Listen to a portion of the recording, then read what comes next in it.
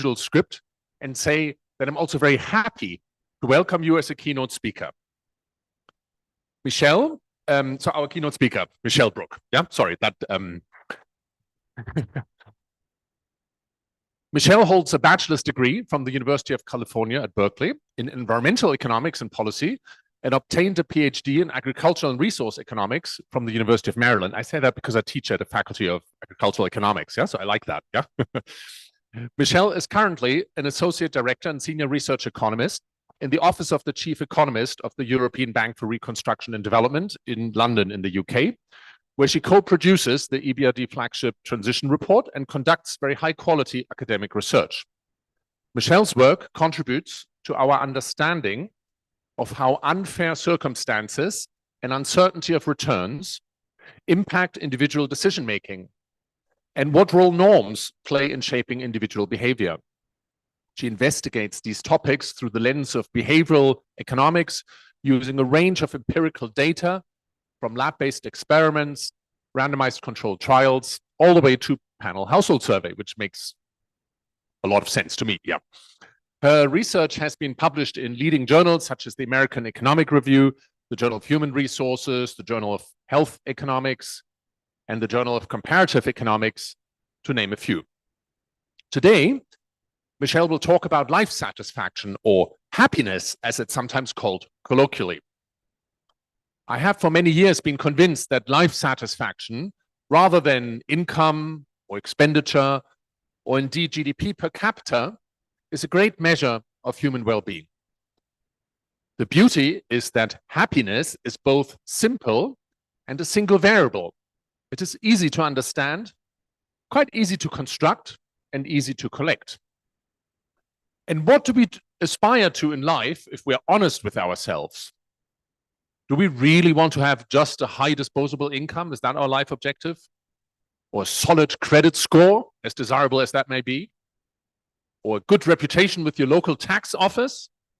Or do we just want to be happy? For life satisfaction to be high, we must be healthy, well-fed, in a meaningful relationship, not deprived of material needs, and free to pursue our goals, to have agency, to have capacity. And if any or some of these conditions are not met, then that will reduce our happiness. So a low life satisfaction score can be an indicator of unmet needs, of challenges to people's lives, livelihoods, and welfare. Michelle will take us on a journey of her recent thinking on this topic. And we had dinner last night. Let me promise you that she's a very deep thinker. When I ask her simple questions, I got very profound answers, really reflecting on how and why we see the trends in the data that we see, analyzing changes over time. Please join me in welcoming our special guest and our first keynote speaker of the 9th Life in Kyrgyzstan conference. Michelle, we are indeed very happy you're with us today.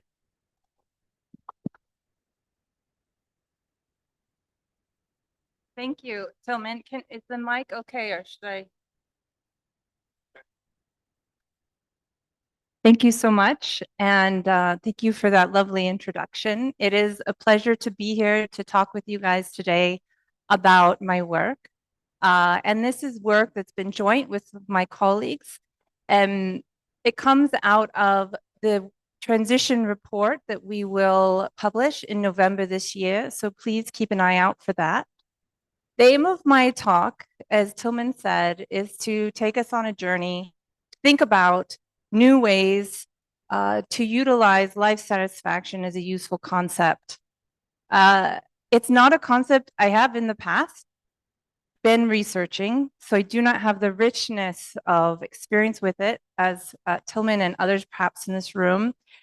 Instead, it's something that I realized I cared deeply about during the research I was doing this summer, and that overlaps conceptually with a lot of things I have been looking at quite a lot.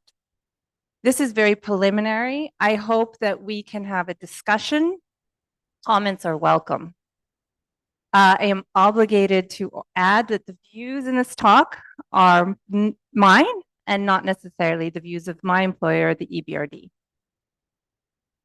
So I start with a somewhat provocative question. Can we achieve both vibrant market economies and widespread life satisfaction? COVID-19 shined a light on the shortcomings of capitalism for human well-being. I'm American.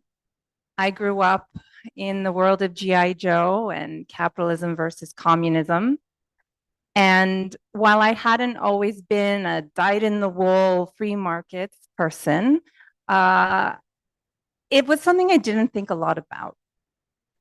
But as COVID-19 spread across the world, everyone started to come to terms with what needed to happen to address this crisis, even to the extent that the Western media started to wonder what is wrong with capitalism.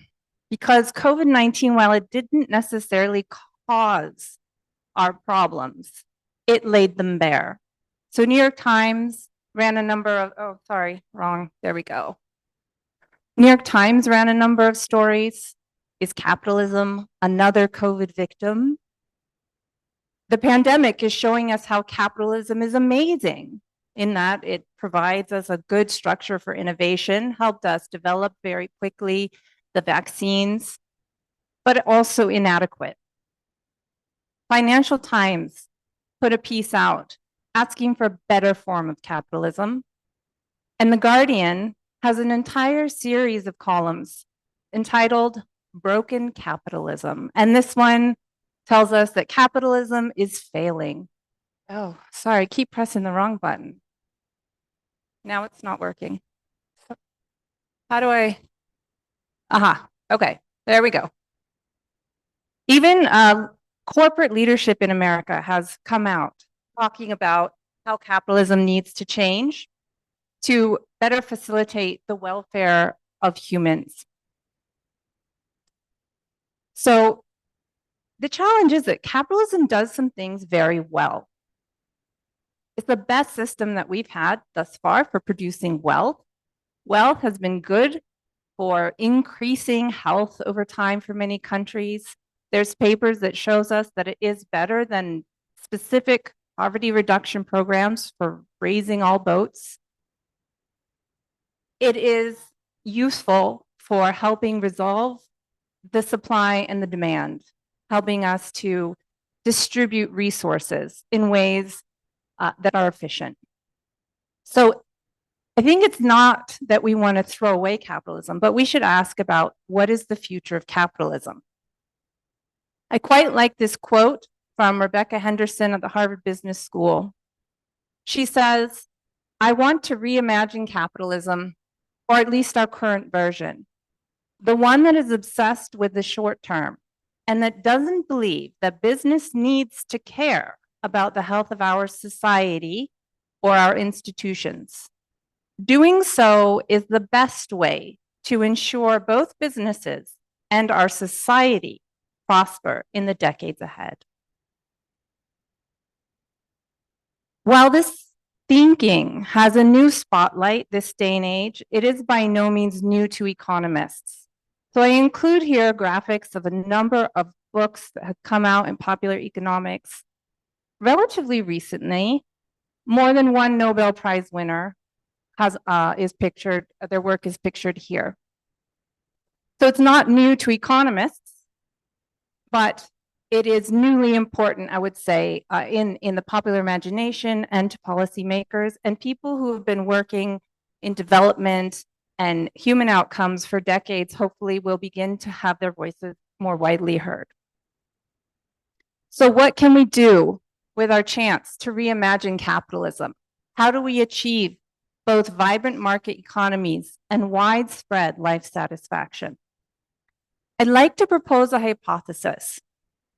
I'd like to propose that we think about human capital in a somewhat distinct way, thinking about human capital as a tool for boosting both human well-being as well as sustainable market economies.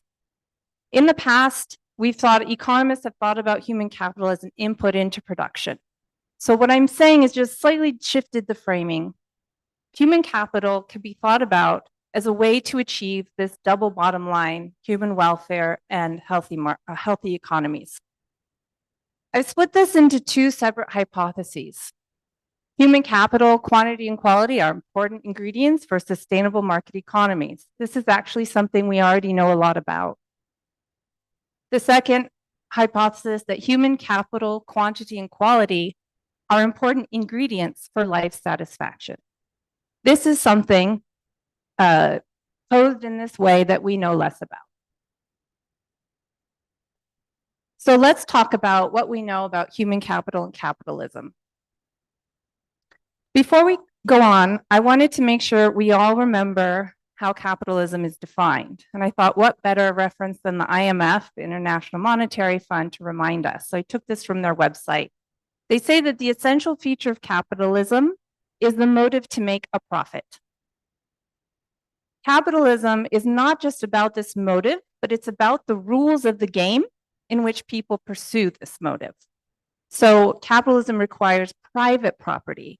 This is one of the big things during transition, was where we were talking a lot about privatization of large industries. So the state doesn't own the means of production. Self-interest, through which people act in pursuit of their own good. Competition, ideally open, free competition. This helps us to maximize joint welfare. Prices have to be determined in a decentralized manner.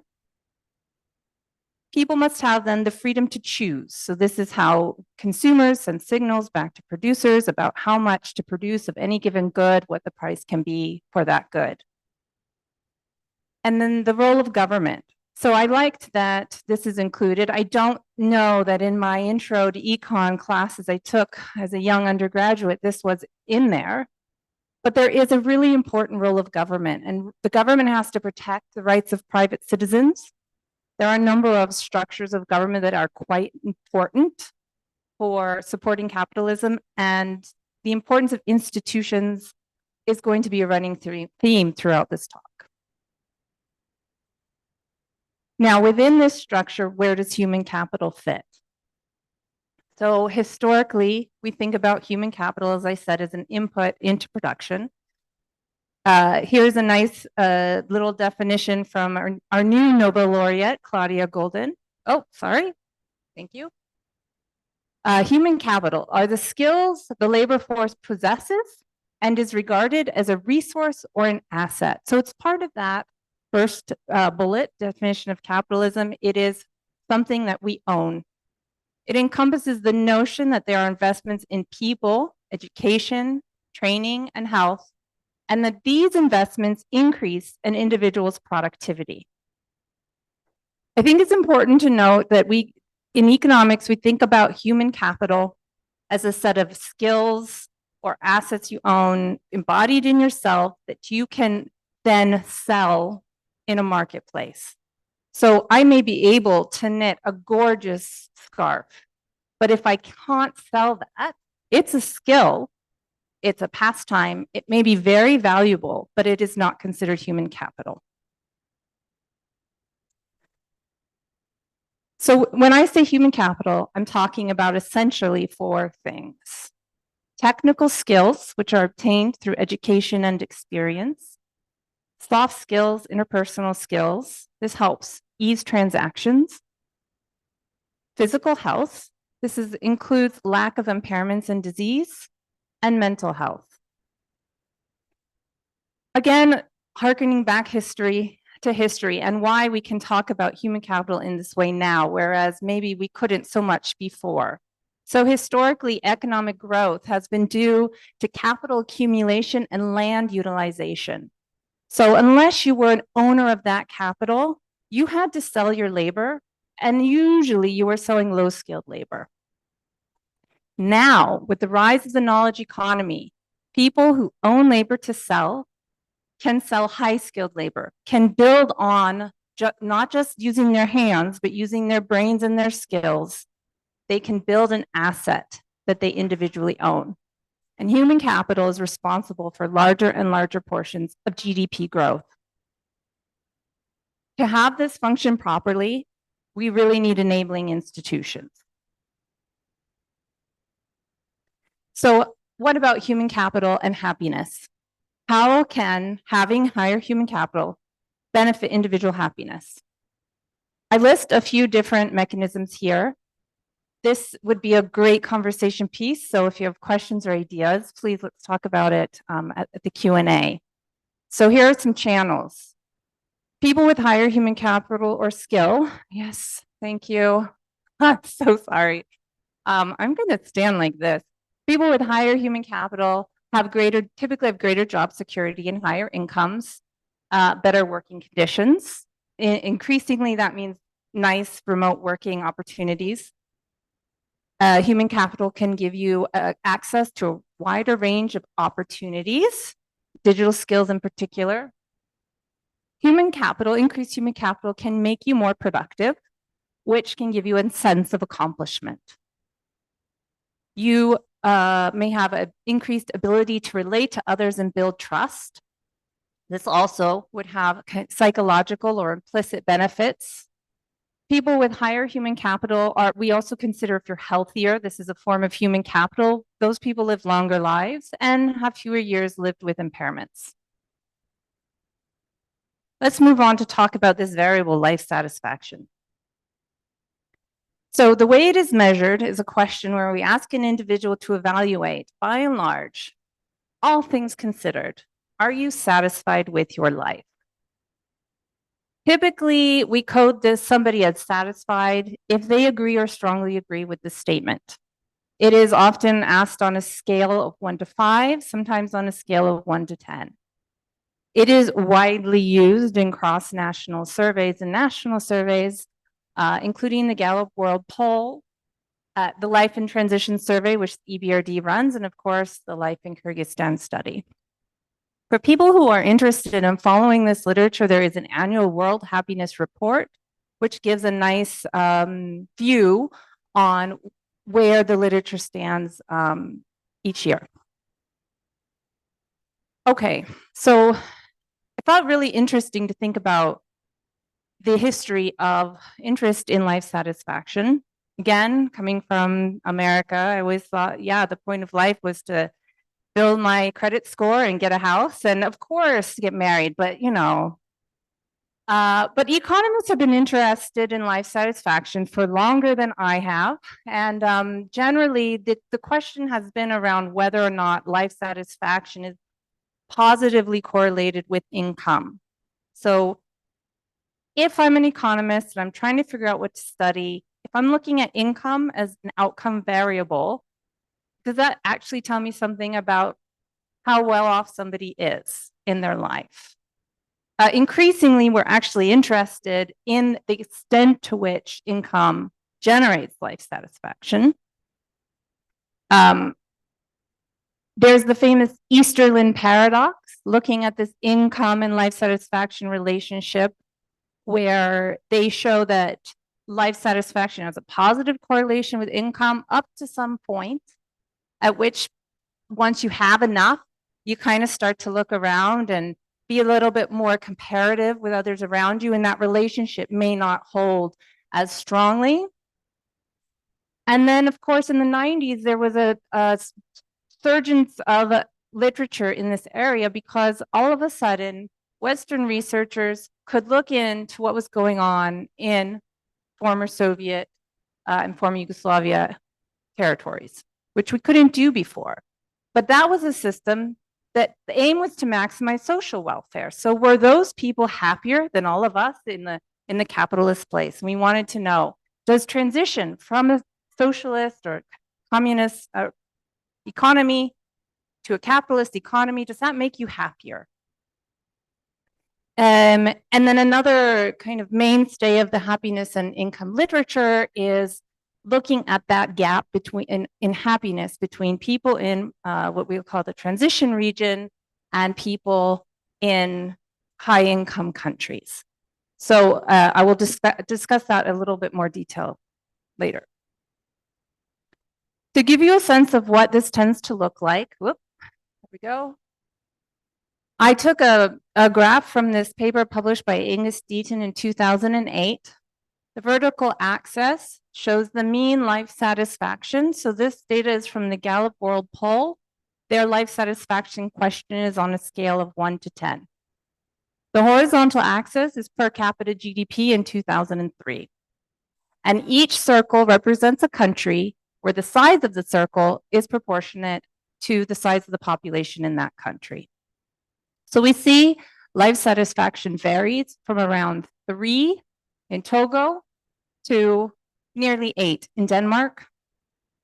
We see that positive correlation between income and life satisfaction amongst countries with lower GDP per capita, and then it kind of maybe disappears. Maybe it's a nonlinear relationship as GDP per capita goes up. There's also some work in this literature that tries to understand if having less income makes you happier because you have lower expectations, essentially.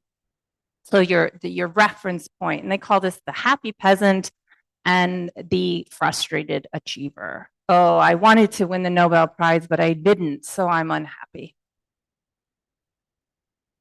Okay, so life satisfaction in the 1990s in the transition region was a little bit below 4 on a scale of 1 to 10 in Moldova, and around 6 in, say, Poland, Slovenia, and Czech Republic. And here you see a picture of the happiness gap. So all the dark dots refer to transition countries, and the clear dots are the comparators. And this line you see is the line of best fit in this scatter plot. And you see that all the transition countries are below the line. So let's move now that we have an understanding of the life satisfaction literature and what it looks like in different places in the world, let's move on to this regression, because this is where we talk about the correlates of life satisfaction. So there's kind of a standard regression. Y is the life satisfaction variable, or it can be a dummy variable, where 1 means you're satisfied and 0 means you're not.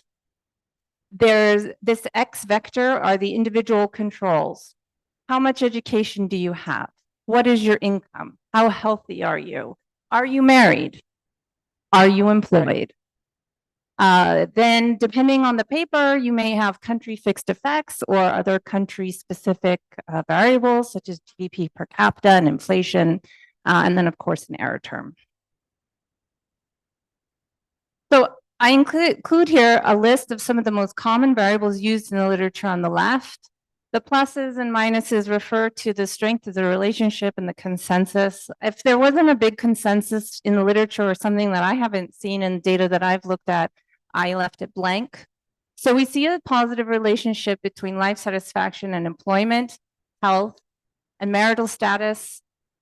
Income and education might have actual nonlinear relationships. So could be that as you get richer or have more income, that positive relationship either goes away or becomes negative. So that's this question of, do we get these frustrated achievers or rich people who are sad because they don't have enough luxury handbags? Then on the other side, we have other correlates of life satisfaction that people have looked at. So trust is very commonly looked at. Increasingly, we're looking at mental health, inequality, this favorable economic comparison, so am I better off than someone else? Altruism, which is quite interesting, social capital, and gender. And when I was getting into this literature, it really stuck out at me how a lot of these a good collection of them, the ones that are most commonly significant and have strong or larger coefficients of correlation with life satisfaction, are these human capital variables. So now I'm going to move on to describe some stylized facts about life satisfaction and human capital in the transition region. This is empirical work done collaboratively with my team at EBRD. And generally, we see that both life satisfaction and human capital indicators are up since 2006 in the transition region. So it's economists giving everybody good news. This chart shows in all the countries that we survey in our Life in Transition survey, the share of respondents who report to being either satisfied or very satisfied with their life. You see Central Asia on the extreme left with really high levels of life satisfaction. And then all the other countries from there. And new to the transition, new to the Life in Transition survey are countries in Northern Africa and the Middle East. So you see over there, Morocco, Jordan, Lebanon, West Bank, and Gaza.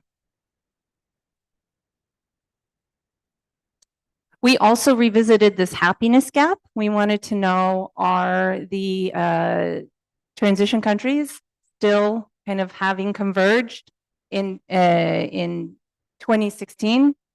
Are they still just as happy as people in the richer countries? So the happiness gap regression adds a dummy for whether your country is a post-communist country.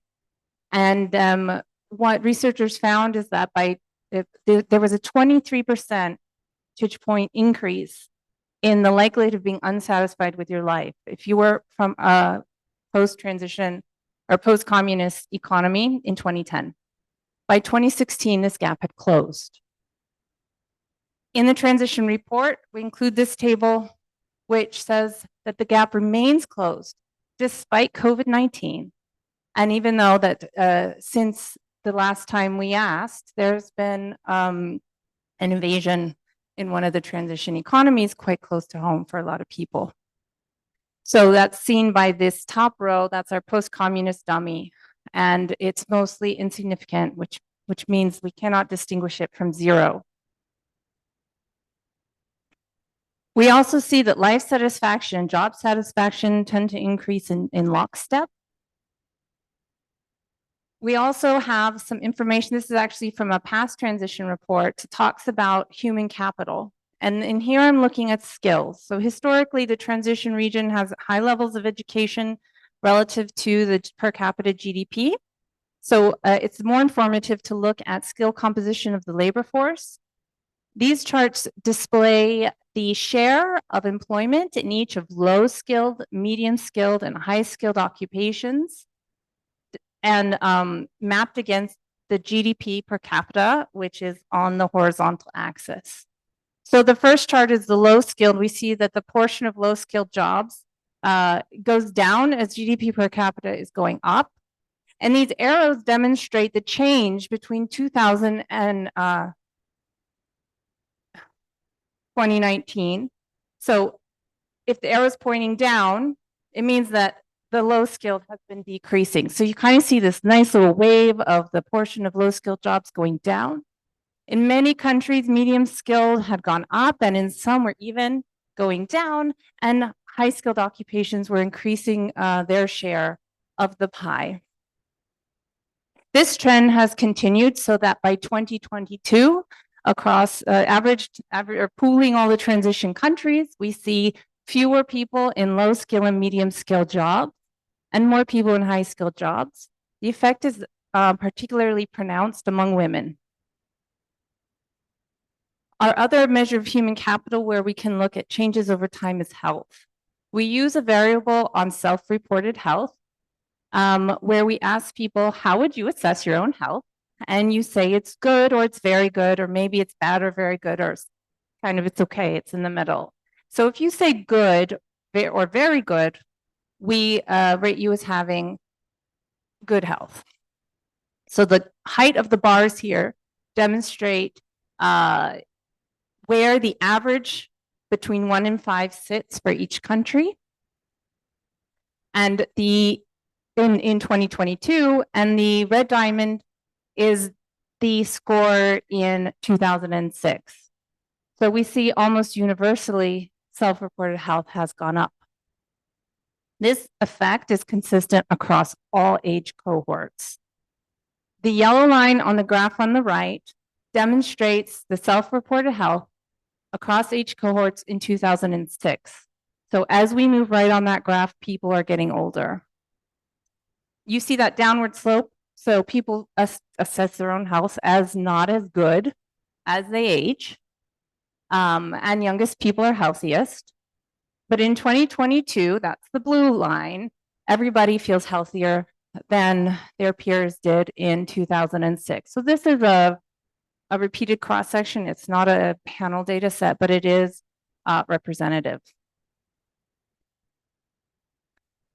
Now, I want to talk a little bit about levels because I have some neat data on levels. Unfortunately, these are not changes over time, but I think when we look at health, which I'm going to continue to talk about, levels are important. We know that how satisfied I feel is subjective. But at the same time, if I were standing up here with a raging fever and I'd say, no, I'm really satisfied, everything's great, most of you would probably say, like, your welfare is compromised. Okay, so levels of health do matter. So, and what we're going to do is we're going to compare across countries. Oh, and I also have a little bit of data on quality of education. So this chart is from a previous year's TR. It shows us the expected total years of schooling on the horizontal axis and the learning adjusted years of schooling on the vertical axis. And the dotted line is where everybody should be, because we want those things to be equal.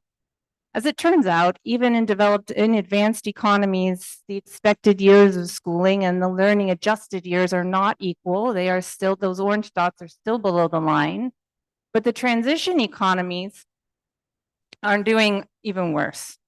So all the blue dots along there refer to the transition economies. So despite having years of schooling and previously some countries quite high levels, this has not persisted. So now let's talk a little bit about health levels. This again is the average self-reported health, and I'm showing it against the chart of life satisfaction. And what we see is there are some countries where the self-reported health is actually low compared to the countries and doesn't really reflect how the life satisfaction looks compared to other countries. So I don't know if everyone sees, so I've circled some of these country groupings, and Central Asia is one of these. The health levels are low given where their life satisfaction levels are. So that's a bit of a puzzle. We see something similar when we look at impairments. So this data is from the Global Burden of Disease report, and they pool data from all over official sources and specific studies, and they give us estimates of the prevalence of different conditions. These impairments are essentially disabilities. So we have blindness and vision loss in orange, anemia, which is an iron deficiency situation in dark blue, developmental intellectual impairments in gray, epilepsy in yellow, hearing loss in light blue, and heart failure in green. And here we see, right at the left of the graph, highest prevalence of impairments overall are in our Central Asian countries, which also have remarkably high levels of life satisfaction. So this is a bit confusing to me. We see something similar, though not as pronounced, when we look at mental distress. So in the Life and Transition Survey this year, or this round, we did include some data on how you feel typically. So how often in a year do you feel depressed? Do you feel worried? How often do you feel sad? And we make an index of the responses to all those questions, and that's what I have here on the vertical axis, the mean of that index. It's a scale of 1 to 5. The people who have the highest mental distress are Lebanon, Jordan, West Bank, and Gaza. And here about in the middle, or a little bit high, again, is some of these countries with comparatively high levels of life satisfaction. So this leads me to wonder what exactly is going on. So we've got this positive correlation generally between mental health and life satisfaction, but we have persistent groups of outliers to this relationship. So I think we can do better than describing correlates. I think we need to do better. We need to understand how different types of human capital translate into life satisfaction, because there are exceptions throughout the literature, and it is not as much of literature now as I thought. So I find new papers every day, but if originally I didn't find so many on human capital and life satisfaction. But you can find that overinvestment in human capital, depending on where your labor market is, can actually make a negative relationship between human capital and life satisfaction. But then again, if you have faith in a higher power, that relationship is mollified. There's a potentially important role of reference points and loss aversion. There may be cohort effects that we need to reckon with. And then there's some really interesting insight by Graham. She gave a lecture in 2011. Is it possible that we're too satisfied? So not that we're inaccurate in our assessment of our own satisfaction, but rather that we are informed by how everyone kind of feels at any given point, and we can have what she calls collective tolerance of a bad equilibrium. So if we're all missing hearing in one ear, and we're all kind of okay with that, we might all say, like, we're fairly satisfied. But maybe that's not a good equilibrium. So we need to deal with these issues and better understand the simultaneity, the interactions, the nonlinearities, and the heterogeneity in this relationship between human capital and life satisfaction. Now, I thought it important as a scientist to consider possibilities where this link between life satisfaction and human capital on one hand, and human capital and market economies on the other hand, may not be self-reinforcing. So market economies can deteriorate our health because they are stressful. Competition is not fun for everyone. People, even with high levels of human capital, depending on the type of work they're in, can find it difficult to engage in preventative health activities. So this is Claudia Golden's recent work talking about greedy jobs, where you get paid more and more and more the more you work, but you have to work all the time. So that doesn't seem to be very good for those people. And the more they invested in human capital didn't necessarily increase their life satisfaction, but it was good for their job, good for the economy. Market economies are notorious for economic exclusion and externalities. These can have bad effects on people's health and human capital through various, unequal opportunities, like I said, health destruction, wage discrimination, skill bias, technical change. All of these things can deteriorate your level of human capital and make you less well off. So there's this chance that we might have a really nice link. It could be that actually, if I invest holistically in my human capital, that does lead through channel to greater life satisfaction. So I could have a causal relationship. Could also be that that's good for my economic outcomes and the economy more widely. But it could be that that nice little relationship is actually too small relative to the pain and suffering I get from competing and working all the time.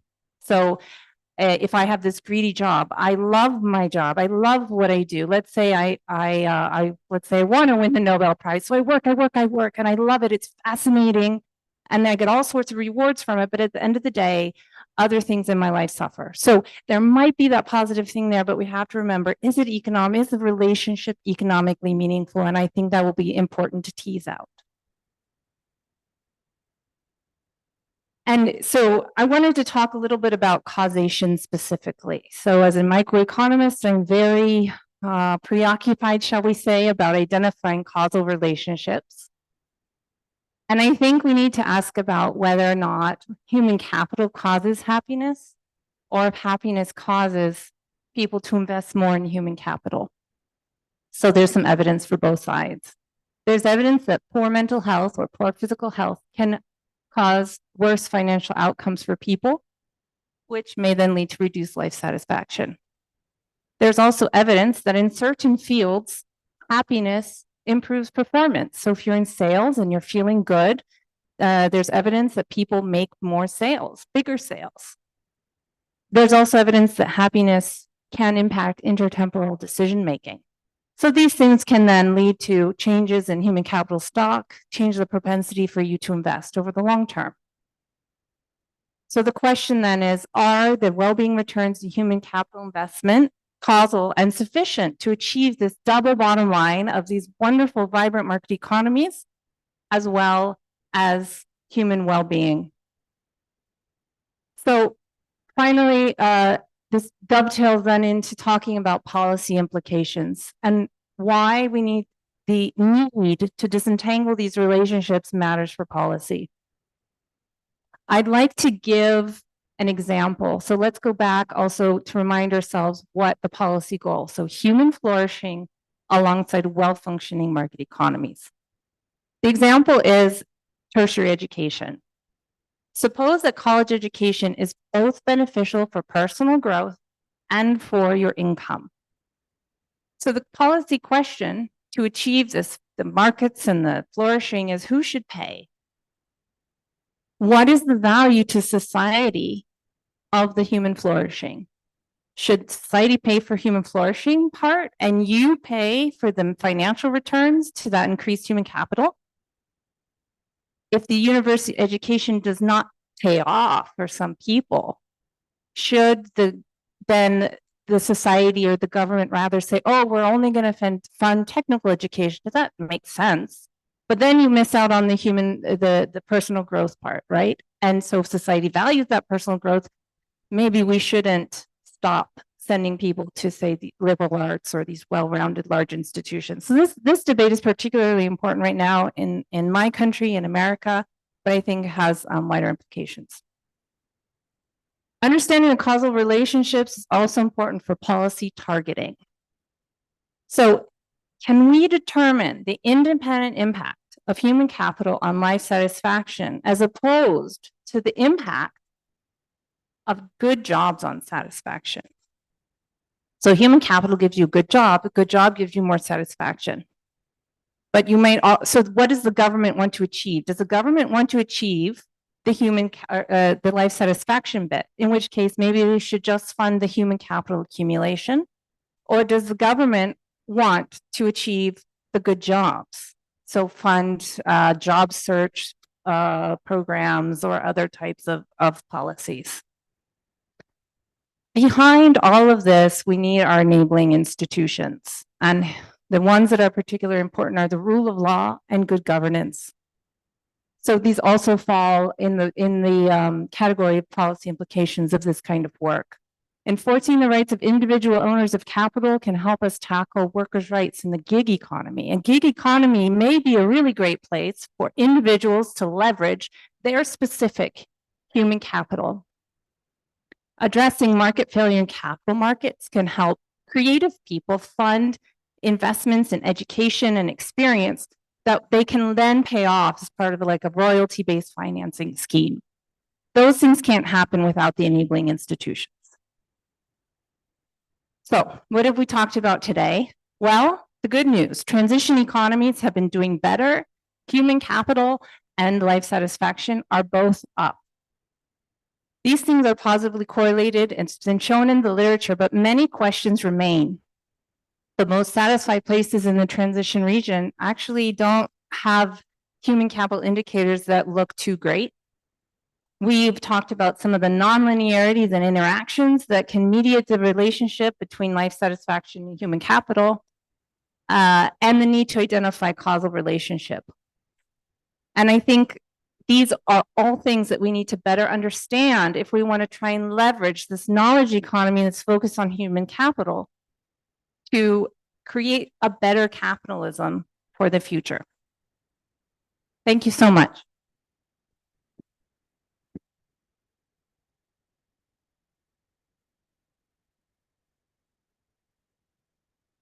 Fantastic, Michelle. Thank you very much. That's a lot of food for thought.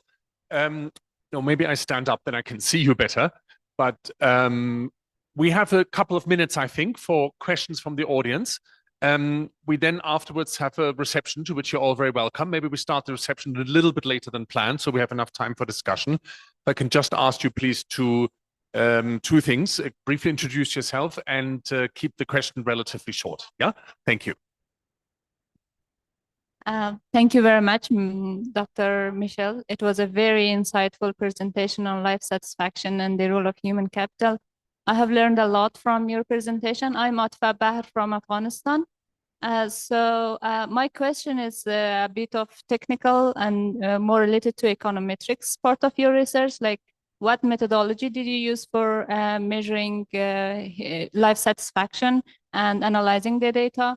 And how did you overcome the biases that might exist in the data set, or how are you planning to address the bias? Thank you. Perfect. Thank you. Shall we take it each? Because otherwise it becomes hard to remember what the question was. Sure. So life satisfaction is measured using surveys, individual level, and just asking. There are also people who measure it using, I put up there this, it's called an evaluative. There's also one that tries to measure your positive affect, which is a psychological concept about how good you feel. So some people combine those things to measure it. It's typically analyzed using ordinary least squares or probit or logit regression. When you're looking in the cross-country context, I think country-specific fixed effects are very important because it helps to control for some biases or differences in how people from one country or other might answer the question. But I have to admit, I don't know as much about that part, you know, how we can improve the measurement of life satisfaction. There is a talk on that tomorrow. So if you're interested, our colleague will tell us more. Hopefully he won't undermine what I said today.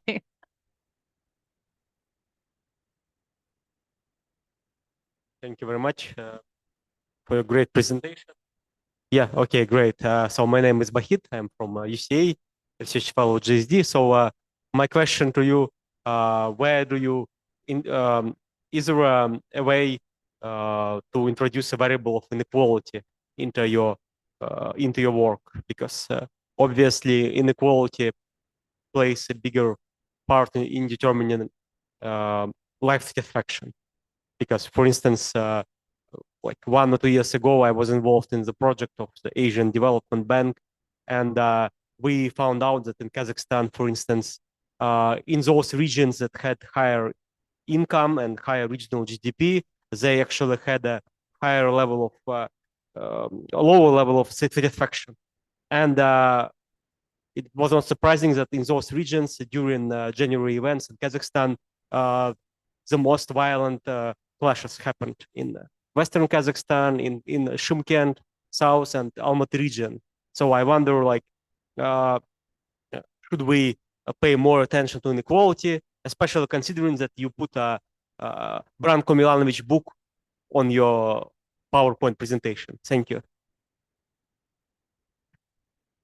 Okay, so I think you were asking about inequality, and you also brought up conflict, right? Okay, so both really good points. I had some results that I generated I did not include here, where I was trying to understand the relationship in my data with inequality. And I actually did not find a correlation between measured inequality, and so the Gini coefficient, and life satisfaction. I did, however, find that depending on where you think you are in the distribution, you may be happier. So if people who say they're like up to the 80th percentile tend to report higher satisfaction, and then the people who say they're 9 or 10 aren't so happy anymore. So there was this sense of this inverted U relationship. So people like to be better off than others, but not too much better off. So that's a sense of the inequality. I also found that people who thought that inequality was decreasing over time were more satisfied. So there is a role for inequality, but it is, again, not just like, oh, there's more inequality, I'm more happy or less happy. And I think it also depends on how you believe that inequality does or does not reflect fairness. So I have other work on inequality and fairness, and there is a difference in how people respond depending on whether the institutions support meritocratic promotion through life or not. So definitely a role for that in the coming work. I think the conflict issue is really interesting. And I don't have a good answer for you today, except something you brought up made me think about this issue that it seems like we were really peaceful for a long time in the world. We had this beautiful golden age of peace, right?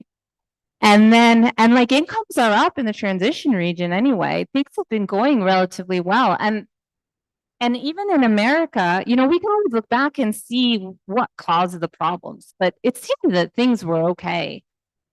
And it's like people can't stand things to be okay for too long. Like we're going to find a problem to look at or a problem to create. This is something I wonder about. So if we're satisfied, do we see that as a good thing? If we're satisfied for the long term, do we have the maturity to appreciate that and sit with that and live with that? Or do we start to look around and notice that there are things we can be dissatisfied about, which can then create conflict? So that's one dimension that had occurred to me that I thought about when you asked your question. That's almost spiritual, that last comment. Thank you, Michelle. I was just reading recently a book on this Harvard study that is soon will be 100 years of following lives of people.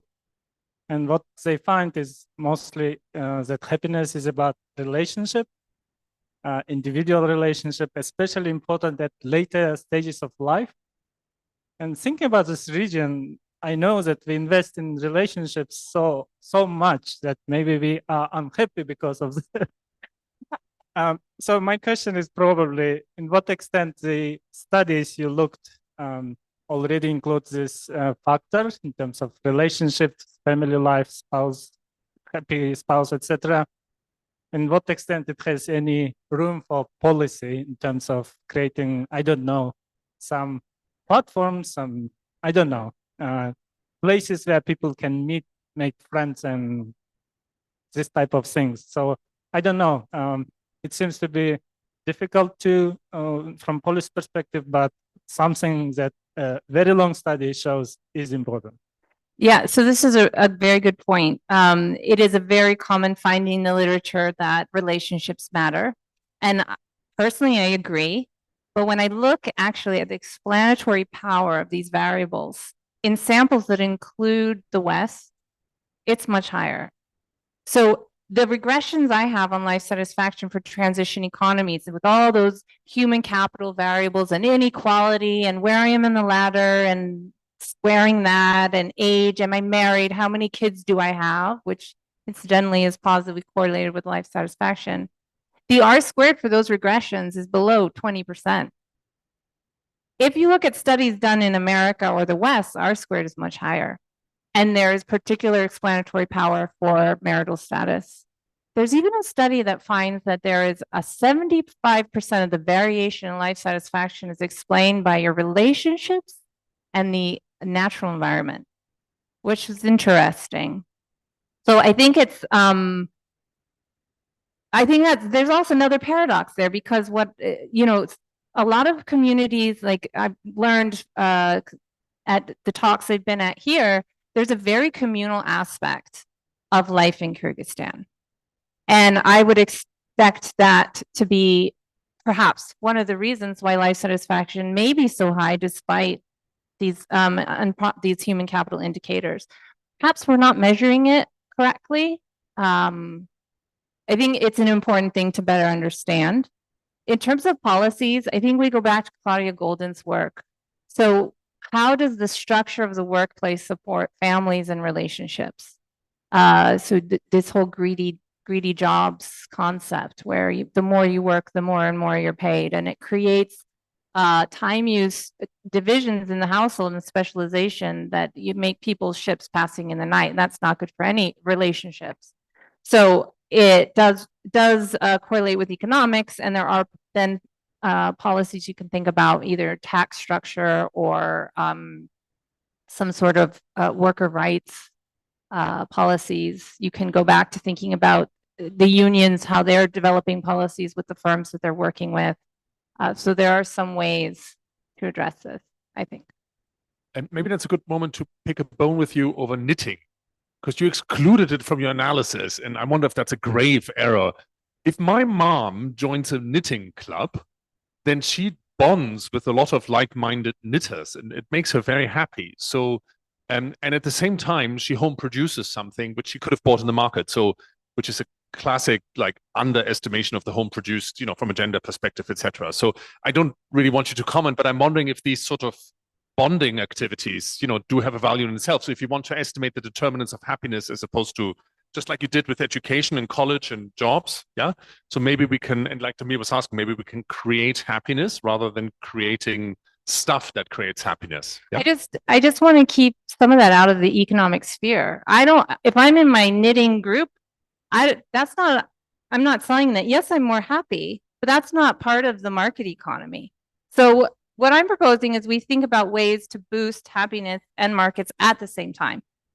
But you make a very good point that in the end, there might be a market created from this, and there are feedback loops. So perhaps my exclusion of knitting was premature. Actually, I was going to say something similar, not about your mum and knitting, but I don't know about that. But I was going to say something else about social capital, because I understand your response of wanting to exclude it. On the other hand, in your own argument, social capital might, if social capital causes happiness, that in itself might cause productivity and so on. So it's difficult to exclude from it, really. But I had just a couple of other comments. One is, and I've been involved in this literature myself a little bit, and one of the frustrations I find is this use of happiness, life satisfaction, health satisfaction, often used interchangeably, and particularly happiness and life satisfaction. For me, these are two entirely different things. Last week, I was in hospital in Horog in Tajikistan. And once I'd got over the immediate, threat to life, if you'd asked me about how I felt unhappy because my head hurt, my stomach hurt, but my life satisfaction hadn't changed. It was broadly the same. I would have reported the same score, but I would have reported a very different happiness score. So that was one comment. And the second comment was just, and you referred to it a little bit in your line there on reference points and comparability and so on. And again, I'm always concerned with the kind of cross-country comparisons of these things, even internal country comparisons, because, for example, in countries where there's a huge health advantage for women report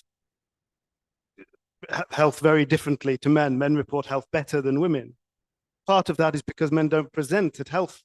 They don't access health services, so they don't know they're unhealthy. So they report being healthy even though they're not. Because they don't know, they report being happier or more satisfied with life. So what does it mean? I'm more satisfied with life because I don't know I'm about to die. I mean, so the, issues like that. And then one final comment.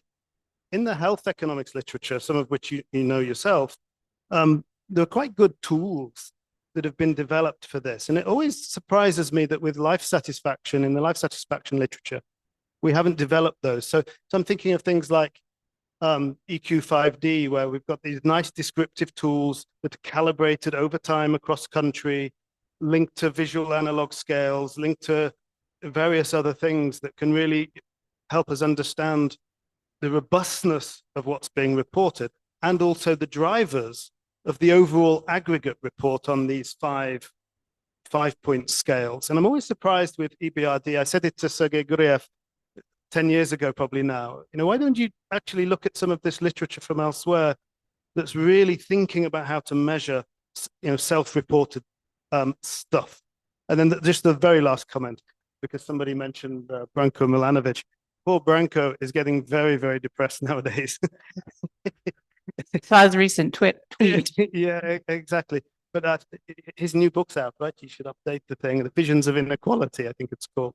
But he would very much echo what Bahit said there, and I think inequality is clearly a very important thing here as well. But it's a great topic. I love it. Thank you. So thank you for those comments, and I do not disagree with you. I think when I started working on this, I did it because my colleague Peter Sampi, who's written in this area, really wanted to look at it. And I was like, oh, I don't know about that variable. So there are some papers that do try and justify these cross-country comparisons. And to some extent, fixed effects can help. But I do think that part of a research agenda on life satisfaction does have to address these issues. And one of the things I was talking with some of you about was, are objective measures of well-being actually accurate measures of well-being? So they are objective, they might be verified, but maybe they're not accurate to you. And so these real subjective things actually become the most accurate reflection of how you feel about things. And at the end of the day, as an economist, I do buy a bit into revealed preference. So if you like it, even though it doesn't look so great to me, maybe I should respect that. So, but I think this is an area of an interesting debate, and it's worth having it more on this variable. I think that, yeah. Any other questions or comments from the audience? I had a final comment then, maybe, unless somebody wants to raise their hand. Just, I still think we're very bad at measuring institutions and household surveys, despite perhaps 30 years of transition research and, whatever, 50 years of development research, and to actually include them at the individual level to understand, which institutions do people use and engage with, and how do they view them? And that could be formal or informal institutions, so broadly defined. And I'm wondering if part of what you're looking at is what you're asking about is the satisfaction that people might get from these institutions. So maybe it wasn't the privatization of some state-owned enterprise in Poland that made people more or less happy, but maybe knowing that your property is being protected, you had these dimensions of capitalism, yeah? So because the governments in these dimensions of capitalism from the IMF definition is cross-cutting, right? The government has to protect each of these in a sense, yeah? The price regulation, the whatever, yeah? So government is involved in each of these. And if that's done well, maybe that gives me, a lot of life satisfaction, yeah? Whereas if it's not done well, then we're in a situation where, any of the crisis hotspots in the world these days, yeah, where you can't be sure whether you own your life, yeah, whether you have the property rights to your building, etc. So I'm wondering if it's how much life satisfaction can we derive from institutions specifically? And I don't know if that can be identified, but that's what I wonder. Yeah, and I'm not sure about individual level because institutions are necessarily aggregate. I did throw them into my regression, the world governance indicators, and didn't find strong correlations, but others have seen, Peter Samfi in particular, that people in places with better institutions were happier. I actually have some work looking at, if you have these institutions, are you more or less bothered by inequality of opportunity? And the way I measure whether you're bothered by that is, do you believe success comes down to your own efforts or things that are beyond your control? And I find that in countries with better institutions, you're more likely to think that success comes from your own efforts. So the interpretation is basically that there's this sense that, even if somebody treats me badly in the marketplace, or maybe a contract is violated because somebody just decided not to deliver the product or whatever, I can claim that back through the institution. So I have the sense of security that if I keep working, I will get reward from that. So I do think that there are ways we can look at it, but I agree with you. I think that individual aspect can be quite difficult. Okay, one more. Okay. Sorry, just one more quick comment. So your grouping of human capital as mental health, physical health, education, and so on. I think one of the really interesting things there that you talk about is the link between education, mental health, and life satisfaction. Yeah, I mean, some of those are simultaneously determined. Yeah. Exactly. I mean, I just before here, I was in Oxford University, and people at the peak of their human capital building, and 30% of them at one point or other actually not just report, but present with symptoms of depression. And so when you're thinking about these things, those kind of interactions, and I guess picking that up empirically is a real interesting but challenging challenge. Okay. Yeah, you're good? No Yeah. final comment? I or not? mean, Okay. no, I think this Yeah. is a very exciting discussion.